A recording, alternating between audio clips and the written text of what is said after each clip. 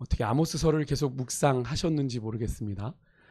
나눠드린 묵상집을 보셨다면 오늘의 이 이야기가 어떤 상황에서 주어진 말씀이신지를 좀 알 수 있으실 텐데, 오늘은 이 아모스가 5개의 환상을 보게 되거든요.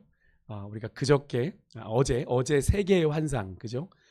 메뚜기, 불, 그 다음에 다림줄이었죠. 다림줄 환상을 통해 하나님이 이스라엘을 어떻게 심판하실지, 그죠? 이야기하시는 것을 보았고, 오늘 새벽에 우리가 이제 그렇게 이제 이스라엘에게 하나님의 심판을 선언하는 이 아모스를 내쫓으려 하는 아마샤라고 하는 북쪽 이스라엘의 제사장과의 논쟁을 오늘 우리가 아침에 묵상하셨고, 이제 내일은 아모스가 4번째 환상을 보게 됩니다. 하나님께 여호와께서 이와 같이 내게 보이셨다. 보라 아모스야, 이렇게 보여주시는 거죠. 여름 과일 한 광주리니라, 이렇게 하면서 여름 과일 한 광주리 환상을 아모스에게 보여주시는 장면입니다. 저는 오늘 이 4번째 환상 속에서 하나님이 주시는 좀 믿음의 교훈을 좀 찾으려고 하는데요. 이야기는 하나님께서 여름 과일 한 광주리를 보여주시는 거로 시작이 됩니다. 여러분은 여름 과일 뭘 좋아하세요? 수박? 뭐 또 있죠, 여름이? 참외도 있죠. 참외 참 좋은데 당이 많이 올라서 여름 과일 이렇게 한번 상상해 보시면 그 광주리를 이렇게 보여주셨는데, 이게 뭘 의미하는 거냐면, 이스라엘 백성들이 이렇게 여름 과일, 그 탐스러운 여름 과일 한 광주리처럼 그렇게 잘 되게 하시겠다는 이야기가 아닌 것 같아요. 읽어보니, 그죠? 여름 과일은 곧 이스라엘에게 이 말, 이스라엘의 끝을 의미합니다. 끝. 너희들 끝났어. 왜 그런 겁니까? 사실 너무 뜬금없지 않습니까? 왜 보기 좋은, 먹기 좋은 여름 과일 한 광주리를 보여주셨는데 그게 왜 끝일까? 언어 유희입니다. 언어 유희. 하나님이 되게 위트가 있으신 분이라는 걸 우리가 알 수 있죠. 히브리어 발음이 유사해요. 여기 한번 보시면 이스라엘 향한 하나님의 뜻을 그렇게 전하신 건데, 여름 과일을 의미하는 히브리어가 여기 뭐라고 돼 있어요? 카즈라고 돼 있습니다. 카즈, 그죠? 근데 이 히브리어의 끝, 엔드, 그죠? 너희들 끝났어 라고 끝이 뭐예요? 캣즈, 이렇게 돼 있습니다. 그죠? 이 발음이 되게 유사해요. 카즈, 캣즈. 구분이 될까요? 빨리 발음하면 카즈, 캣즈. 그죠? 거의 비슷한 발음인 거죠. 그러니까 하나님께서는 하나님은 위트가 있으신데 이스라엘에게 아모스에게 여름 광주를 보면서 이건 이제 그거 카즈 아닙니까? 끝이라고 이렇게 말씀을 하신 겁니다.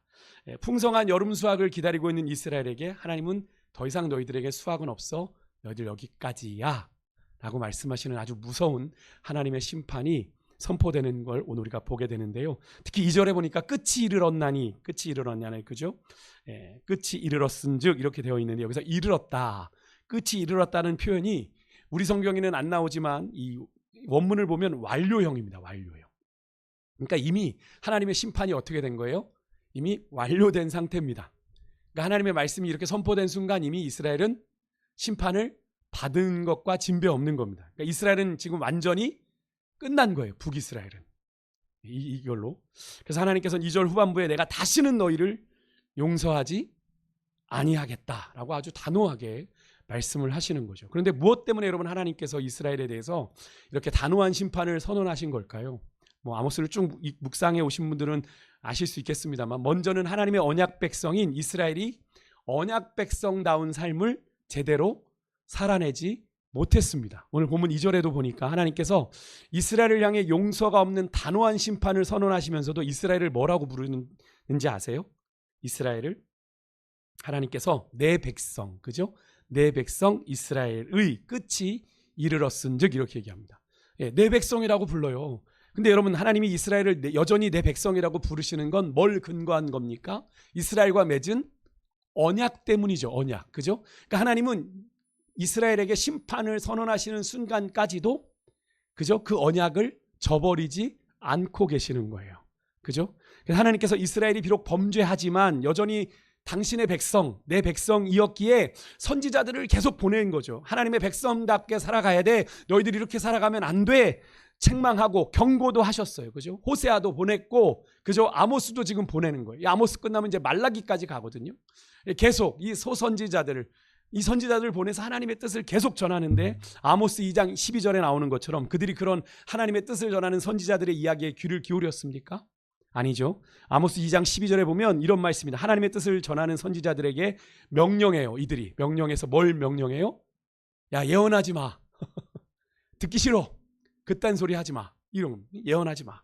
또 5장 10절엔 이스라엘 백성들이 그들에게 자신들에게 책망하는 자를 미워합니다. 책망은 왜 하는 겁니까? 잘못 가고 있으니까 책망하는 거잖아요. 그죠? 그럼 들어야 되는 거 아니에요? 그죠? 그런데 그런 책망하는 자들, 나 잘 되라고 하는 이야기를 하는 사람을 어떻게 미워하는 건 듣지 않겠다는 얘기입니다. 그죠? 그렇게 무시하는 거예요. 무시하는 겁니다. 그러니까 정직히 말하는 자를 싫어하고, 그죠? 실상을 얘기해 주는 거잖아요. 여러분 보기 좋아 이렇게 우리에게 그냥 좋은 얘기만 해주는 사람하고 정말 가까운 사람들, 근데 말이야 요거는 좀 고쳐야 돼, 이렇게 슬쩍 얘기해 주는 사람이 진짜 고마운 사람 아닙니까? 그죠? 아무것도 안 묻었어요. 그래 보니까 이빨에 고춧가루 꼈어. 근데 고춧가루 낀 사람을 정말 아끼는 사람 어떻게 합니까? 살짝 와가지고, 그죠?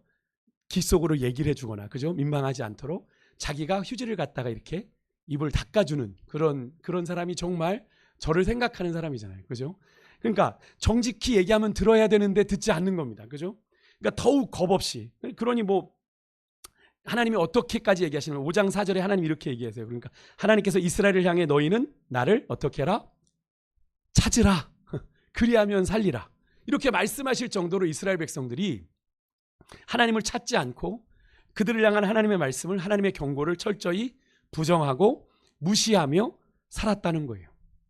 그래도 여전히 큰 무리 없이 사라지더란 말입니다. 적당히 절기도 지키고 제사도 드렸더니 그냥 잘 사라졌어요.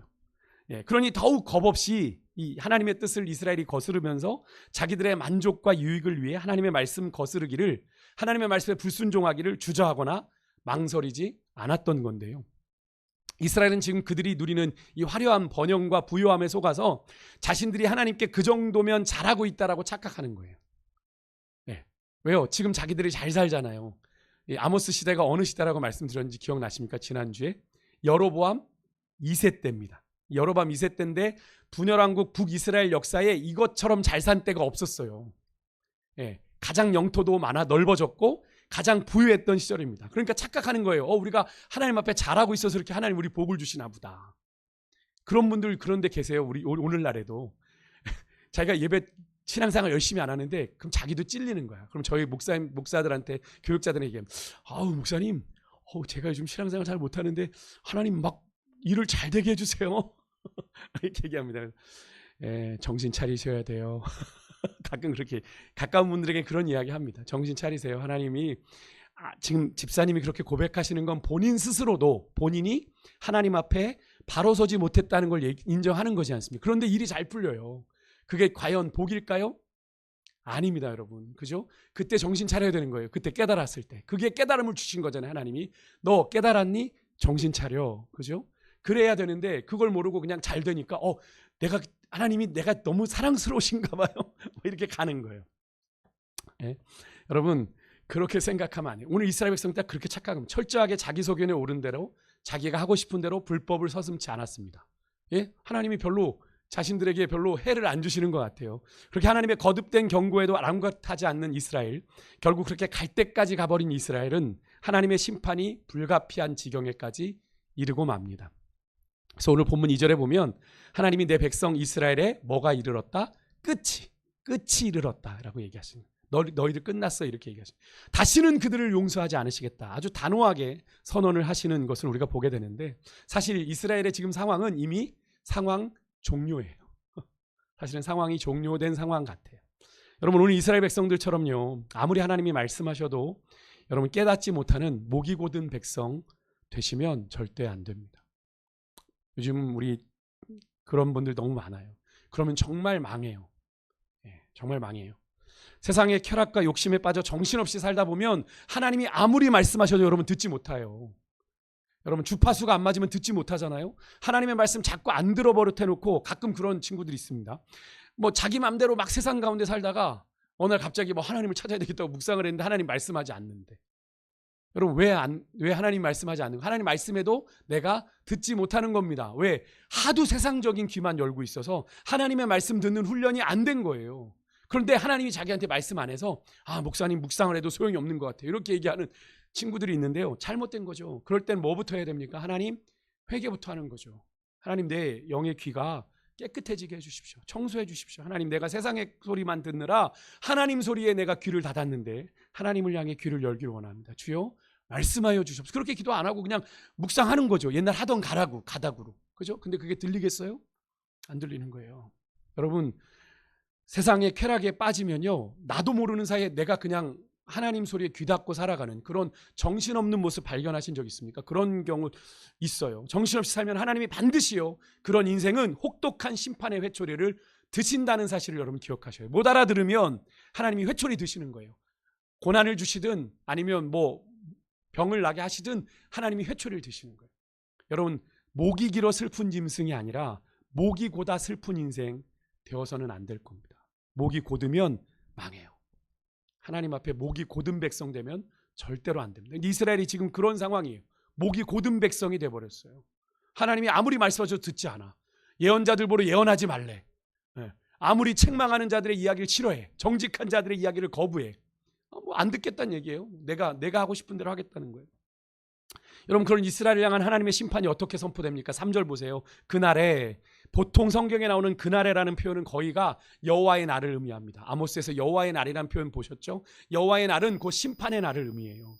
그때에 너희들 그 심판의 날이 반드시 이를 건데, 너희 궁궐에서 성소에서 여러분 들리던 풍악 소리, 너희들 제사하면서 하나님 앞에 기쁘게 찬양했던 그 소리, 이곳 저곳에서 울리던 그 찬양의 소리가 뭐로 바뀐대요? 애곡하는 소리로, 슬퍼 탄식하는 소리로, 곡소리로 바뀐대요.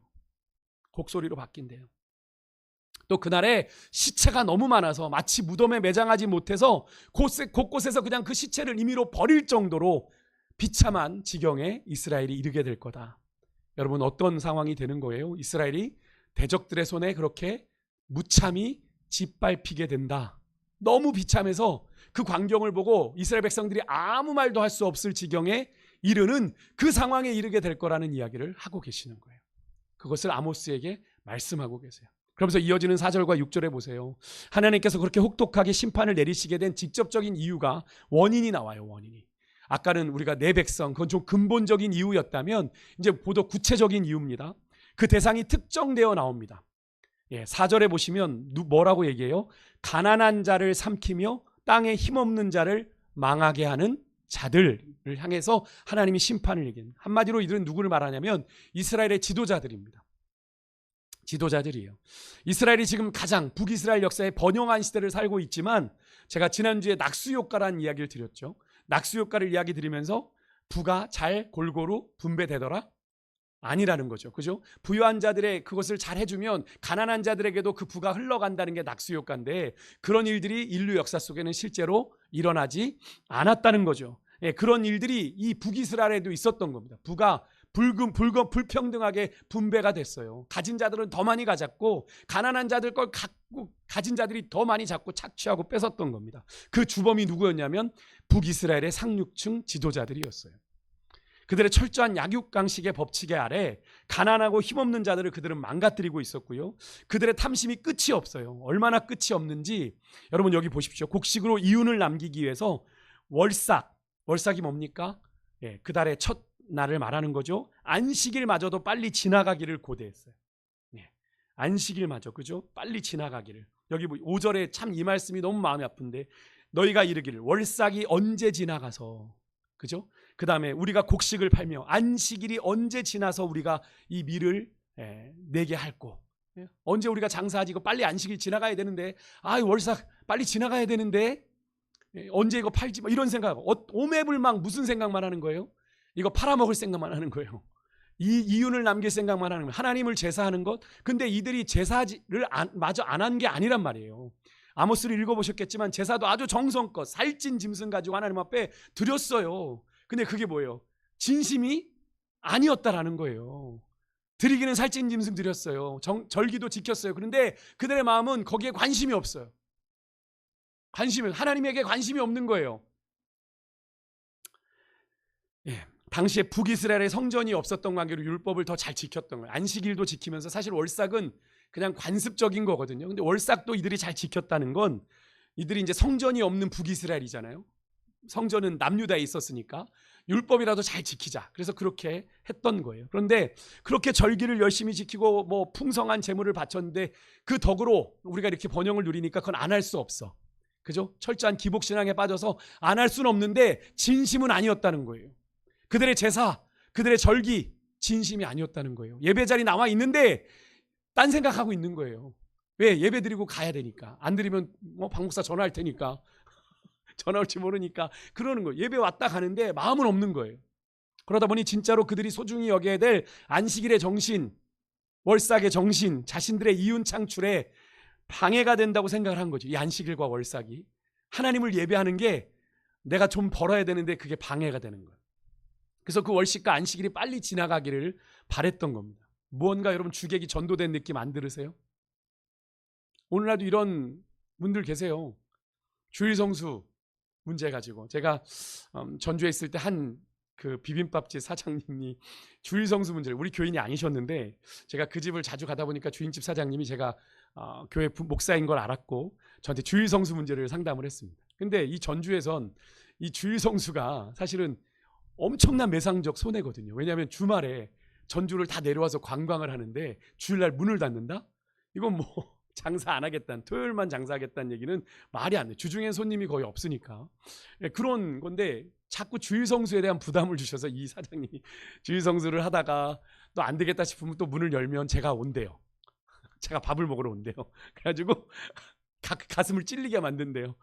저 목사님 왜 와가지고 또 내가 주일성수를 고민하게 만드나. 그래서 또 저랑 이야기하면 또 문을 좀 닫았다가 이제 그 일들이 반복됐는데요. 여러분 그런 겁니다. 여러분 이 주일성수에 대한 부분도 마찬가지 아니겠어요?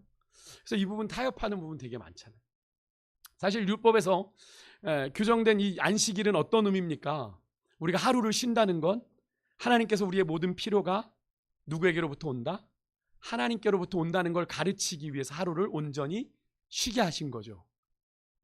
너희가 그렇게까지 일해야 사는 게 아니라 내가 너희들 살게 하는 거야. 그러니 마지막 안식일은 너희들 온전히 쉬어. 아무것도 하지 말고 쉬어.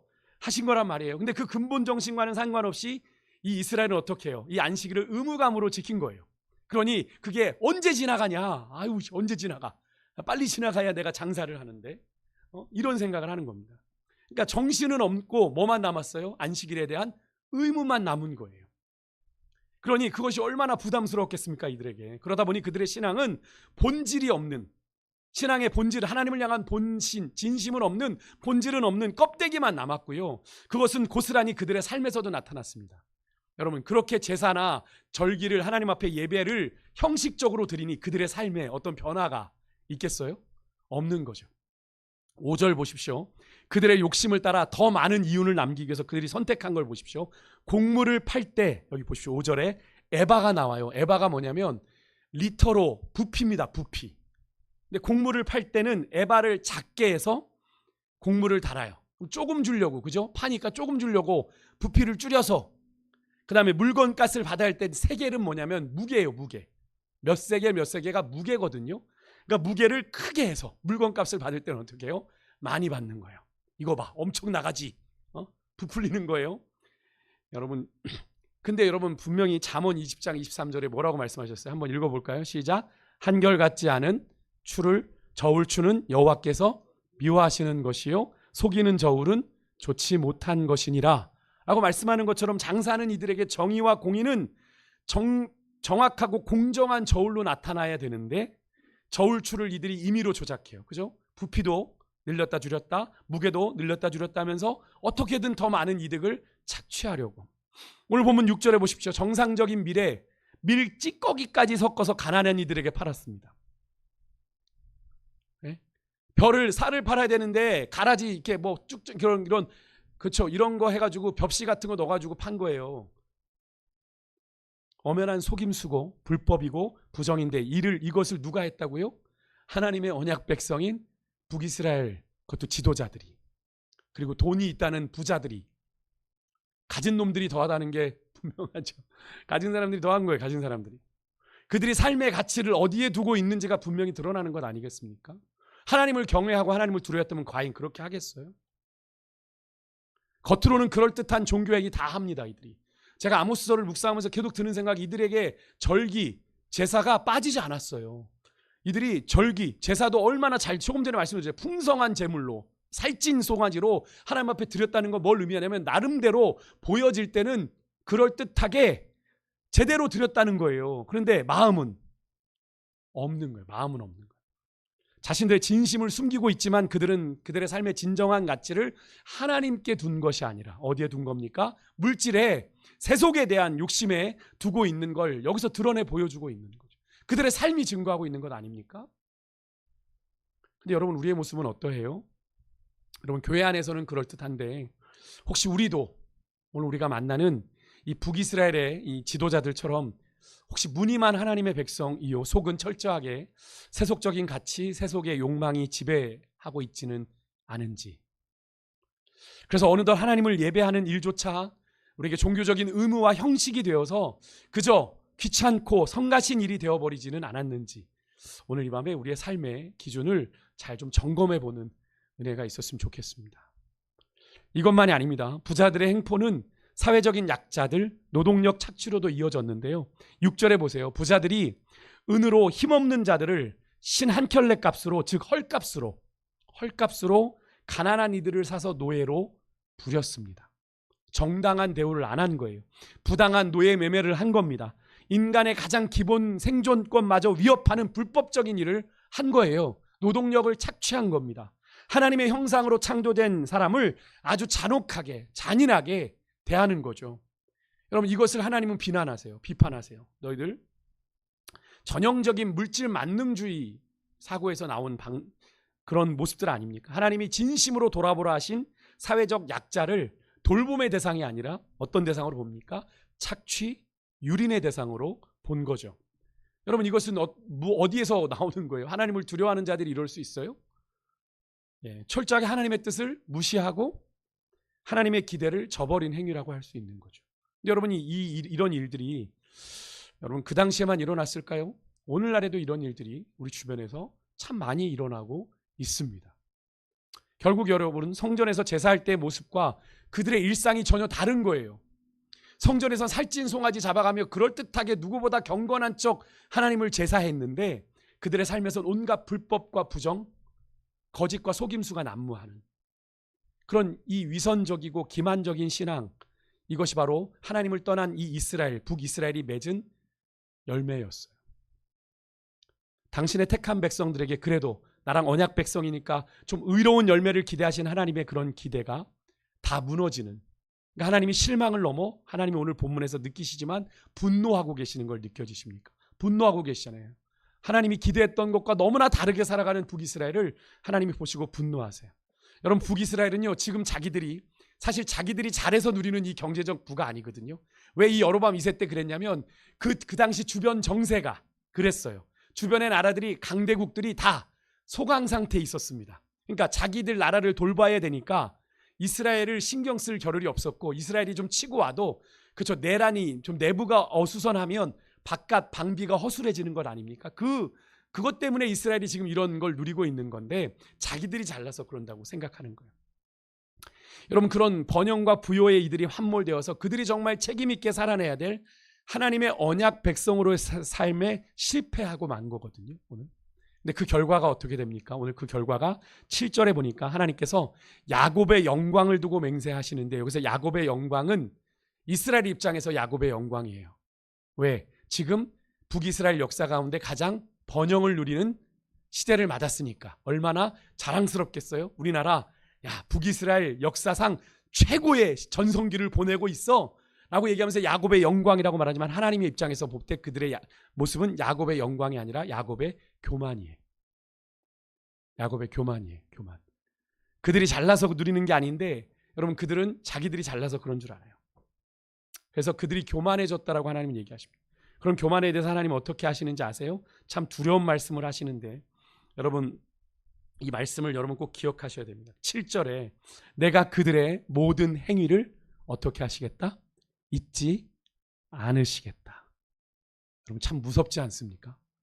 전 이 말씀을 묵상하며 하나님, 그런 마음이, 하나님, 이런 마음이, 하나님이 다 기억하신대. 여러분, 우리 예레미야서에도 앉고 일어섬을 아시고 멀리서도 우리의 생각을 아시는 하나님이 우리의 모든 행위를 잊지 않으신다고 말씀하신 여러분 두렵지 않으세요? 하나님이 좀 눈 감아 주시겠지. 혹시 여러분 하나님의 기억에서 지워졌으면 하는 여러분의 말이나 여러분의 행위가 없으십니까? 하나님 그것만은 좀 잊어주시죠. 그것만은 좀 잊어주시죠 하는 말 혹은 행위가 없으세요? 오늘 우리의 마음에 거리끼는 그것을 좀 우리가 하나님 앞에 진심으로 아뢰고 회개할 때 여러분 히브리서 10장 17절의 말씀대로 우리의 죄와 불법을 다시 기억하지 않으시는 그 은혜가 우리 가운데 임하게 될 줄 믿습니다. 오늘 하나님 앞에 그렇게 간구해야 돼요. 하나님은 교만하여 회개하지 않는 이스라엘의 모든 행위 잊지 않겠다고 말씀하시며 그로 인해서 여기 보면 땅이 요동치며 그 땅에 거주하는 자들이 애통하게 될 하나님의 혹독한 심판이 임할 거다라고 말씀하는데 이 아모스가 예언을 선포한 때가 언제라고 말씀을 드렸죠? 여로보암 시대에 일어났던 지진 2년 전이라고 1장에 이야기했거든요. 그러니까 일어나게 될 지진을 하고 있는 겁니다. 그러면서 이제 3절의 표현이 구체적으로 이렇게 표현됩니다. 8절 후반부터 나오는데 땅은 지진으로 흔들리고 무너지며 바다에 해일이 닥쳐 막대한 희생자를 내고 온 나라가 애곡하는 일이 애통하는 일이 일어날 거다. 백주대낮에 어둠이 내리는 일이 일어나게 되고 기쁨의 잔치해야 될 절기가 장례식처럼 돼서 이곳저곳에서 애곡하는 소리가 나고 온 나라에 그 통곡하는 소리가 가득하게 된다. 그 애통함이 10절에 보면 독자의 죽음으로 말미암아 애통하듯 애통한다. 여러분 독자의 죽음, 애굽의 장자의 죽음을 한번 떠올려 보세요. 하나뿐인 아들이 죽는 것만큼 슬픈 일이 또 있겠습니까? 그 가정에 그런 극한의 슬픔과 애통이 이스라엘에 찾아온다. 거기다가 결정적인 건 11절에 하나님이 이스라엘에 기근이 있을 거다라고 말씀하시는데 이 기근은 양식이나 빵, 물로 인한 기근이 아니다. 무슨 기근이라고 얘기해요? 여호와의 말씀이 없어 벌어지는 기근이다라고 얘기합니다. 우리 한번 같이 읽을게요. 우리 앞에 11절 보고 같이 읽습니다. 시작. 주 여호와의 말씀이니라. 보라 날이 이를지라 내가 기근을 땅에 보내리니 양식이 없어 주림이 아니며 물이 없어 가람이 아니요 여호와의 말씀을 듣지 못한 기갈이라. 아멘. 여러분 사람들이 물을 찾아 헤매듯 동서남북 온 땅을 하나님의 말씀을 구하러 다녀도 하나님의 말씀을 얻지 못하고 어디서도 하나님의 말씀을 들을 수 없는 말씀의 기근을 이스라엘이 경험하게 된다. 하나님이 입을 막아버리시는, 닫아버리시는 결정적인 문제 아닙니까? 여러분 양식이 없어 죽는 건 육신이 죽는 건데 하나님의 말씀을 듣지 못하는 건 무슨 문제예요? 영적인 문제예요. 영이 죽는 거예요. 영혼이 죽는 것이기 때문에 더 심각한 문제 아닙니까? 여러분 이스라엘에 이런 말씀의 기근이 임한 이유 아까 앞에도 말씀드렸죠. 하나님의 말씀을 계속 그들이 어떻게 했어요? 무시했어요. 선지자들에게 예언하지 말아라. 책망하는 자들에게 듣기 싫다. 거기에 보면 하나님께서 이스라엘 가운데 나시린을 선택해서 하나님의 거룩함을 지킬 존재로 삼아주셨는데 그들로 막 포도주를 마시게 하고 예언자들은 예언 못하게 하고 이 모든 행위가 뭐예요? 하나님을 철저하게 무시하는 행위잖아요. 그런 식으로 하나님의 말씀을 거절하고 버렸던 이스라엘 결국에는 더 이상은 하나님의 말씀을 듣지 못하는 하나님의 말씀이 없는 말씀의 기근을 마주하게 된다라고 말씀하시는데요. 여러분 결정적인 비극 아닙니까? 결정적인 비극. 우리가 정말 결코 우리 인생을 살아가면서 마주해서는 안 되는 비극이 바로 이 말씀의 기근이에요, 여러분. 그런데 여러분 하나님의 말씀을 듣지 못하면 가장 더 무서운 건 회개할 기회마저 갖지 못하게 된다는 겁니다. 왜? 말씀을 듣지 못하니까 깨닫지 못하는 거죠. 여러분 여기 보세요. 청년들이 말씀의 기갈로 다 갈아여 쓰러졌다. 청년들이 다 젊은 이들이 쓰러졌다는 건 이스라엘의 미래도 사라졌다는 걸 의미합니다. 완전히 이스라엘이 정말로 너무나도 비참한 형국을 맞이하게 되는 걸 우리가 보게 되는데요. 여러분 저는 이 아모스서를 묵상하면서 오늘 이 시대를 좀 돌아보게 됐습니다. 한국교회 그리고 우리 그리스도인들은 어떠한가를 생각해 보게 됐어요. 교회는 다니고 교회에서 예배도 드리고 봉사도 하고 헌금 같은 그런 종교 행위는 합니다만 그들의 삶의 현장은 하나님과 전혀 상관없는 모습으로 인해 교회와 성도들이 세상에 손가락질을 받고 조롱과 멸시를 받는 일은 이제 놀랄 일도 아니고 그냥 그러려니 하는 그런 상황이 된 것이 한국교회의 현실입니다. 근데 우리는 그런 교회가 과연 그런 안타까운 그런 한국교회의 현실에 우리 교회, 우리는 과연 예외인가요?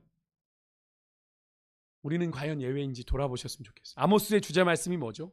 우리가 지난 금요일에도 살펴봤는데 5장 24절인데 한번 같이 한번 읽어볼게요. 시작. 오직 정의를 물같이 공의를 마르지 않는 강같이 흐르게 할지어다. 한 번 더 읽을게요. 좀 크게 읽으십시오. 시작. 오직 정의를 물같이 공의를 마르지 않는 강같이 흐르게 할지어다. 여기에 보면 하나님의 정의와 하나님의 공의를 마르지 않는 강같이 흐르게 할 사명이 누구에게 있어요?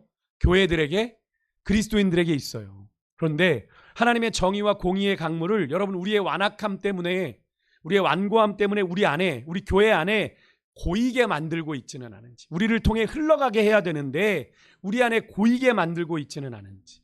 여러분, 이스라엘의 남과 북을 가로지르는 강이 뭐죠? 요단강이죠. 요단강. 근데 위에는 뭐가 있죠?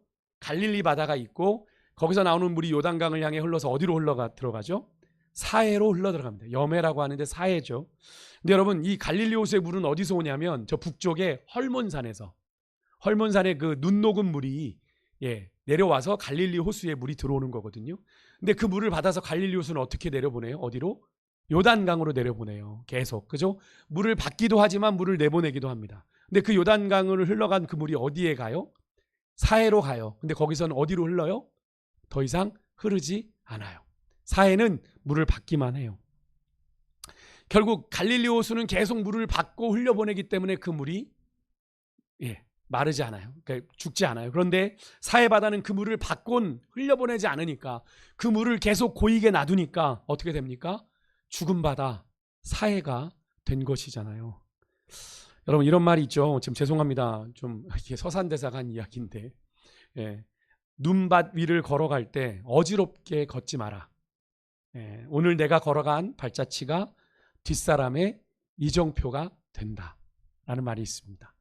이 말은 우리의 인생의 길을 걸어갈 때 반드시 우리의 인생에는 뭐가 남아요? 흔적이 남는다는 거예요. 흔적이 남는다는 거죠. 눈 위를 걸어갈 때, 이렇게 누구도 걷지 않은 그 길을 걸어갈 때 여러분의 발걸음이 누군가에게는 그 길이 되죠. 그래서 이 길로 걸어가면 그래도 눈이 좀 없구나, 이런 것 되는 건 아닙니까? 근데 여러분, 이 길이요, 이 우리 인생의 흔적이 우리가 하나님 앞에 받을 심판의 근거가 된다라는 거예요. 여러분, 메멘토 모리라는 거 혹시 들어보셨습니까? 라틴어인데 너 자신의 죽음을 기억해라 라는 라틴어입니다. 우리가 까르페 디엠하고 비슷하게 메멘토 모리라고 하는데, 이게 어떤 장군이 막 개선하는 그런 마당에 뒤에서 메멘토 모리 메멘토 모리 막 이렇게 외쳤거든요. 그게 뭐냐면, 당신이 지금은 오늘은 승리해서 이렇게 개선하는 장군으로 들어오지만 당신도 언젠간 죽는다. 당신도 언젠간 죽는다. 지금 승리했다고 떠버리지 마라. 당신도 언젠간 죽을 수 있다는 걸 얘기합니다. 그러니까 아무리 지금 잘 나가도 우리가 언젠가 반드시 죽을 때가 있으니까 우리가 인생을 살아감에 있어서 겸손해야 된다는 의미가 이 메멘토 모리에 담겨 있는데요. 그래서 여러분, 히브리서 9장 27절에 보면 사람이 한 번 죽는 것은 정해진 것이고 그 후에는 뭐가 있어요? 죽는 것으로 끝나요? 아닙니다. 심판이 있습니다. 그죠? 이거를 기억하고 우리가 하루하루를 살아감에 있어서 하나님 앞에서 의미 있게 살아가야 돼요. 우리가 의미 있게 살아가야 돼요. 설마 내일이 나에게 없겠어? 없을 수 있다니까요. 늘 말씀드리지만, 그래서 우리에게는 오늘 이 하루가, 내가 숨쉬고 살아가는 이 하루가 너무나 소중해서 우리가 그런 말 하는 거잖아요. 까르페 디엠. 까르페 디엠이 뭡니까? 오늘을 잡아라 라는 이야기를 하는 거거든요.